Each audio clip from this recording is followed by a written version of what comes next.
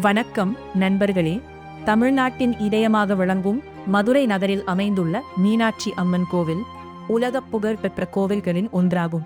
அதன் வரலாறு, கட்டிடக்கலை மற்றும் ஆன்மீக மரபுகள் பலரையும் வியக்க வைக்கின்றன. இன்று அந்த கோவிலின் 5 சுவாரஸ்யமான சிறப்புகளை பார்ப்போம். மதுரை நகரம் மிக பழமையான நகரங்களில் ஒன்றாக கருதப்படுகிறது. மீனாட்சி அம்மன் கோவிலின் வரலாறு பல நூற்றாண்டுகளை கடந்து செல்கிறது. இன்றும் நாம் காணும் கோவில் பெரும்பாலும் நாயக்க மன்னர்களின் காலத்தில் விரிவுபடுத்தப்பட்டது. தினமும் ஆயிரக்கணக்கான பக்தர்கள் இங்கு தரிசனம் செய்ய வருவது இந்த கோவிலின் மகத்துவத்தை எடுத்துக் காட்டுகிறது. மீனாட்சி அம்மன் கோவிலின் கோபுரங்கள் உலகப் புகழ் பெற்றவை.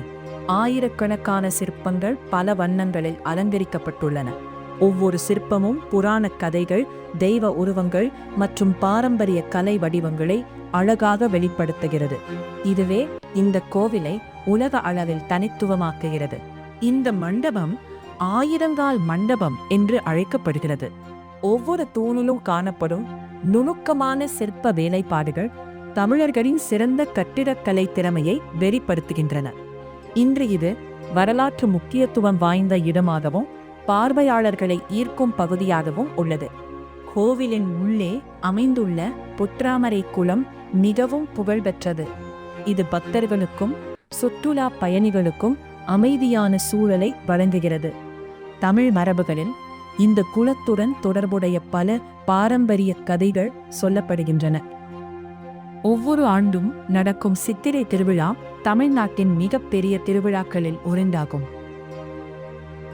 மீனாட்சி அம்மனும் சுந்தரேஸ்வரரும் திருக்கல்யாணம் நடைபெறும் இந்த விழாவைக்கான லட்சக்கணக்கான பக்தர்கள் மதுரைக்கு வருகை தருகின்றனர்.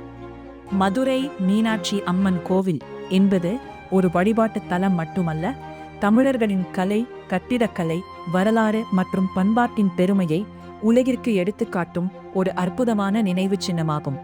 இந்த வீடியோ உங்களுக்கு பிடித்திருந்தால் லைக் செய்யுங்கள், உங்கள் நண்பர்களுடன் பகிருங்கள். மேலும் இதுபோன்ற தமிழ் வரலாறு மற்றும் சுவாரஸ்யமான தகவல்களுக்கு எங்கள் சேனலை சப்ஸ்கிரைப் செய்ய மறக்காதீர்கள். நன்றி. அடுத்த எபிசோடில் மற்றொரு அற்புதமான தமிழ்நாட்டு மர்மத்துடன் மீண்டும் சந்திப்போம்.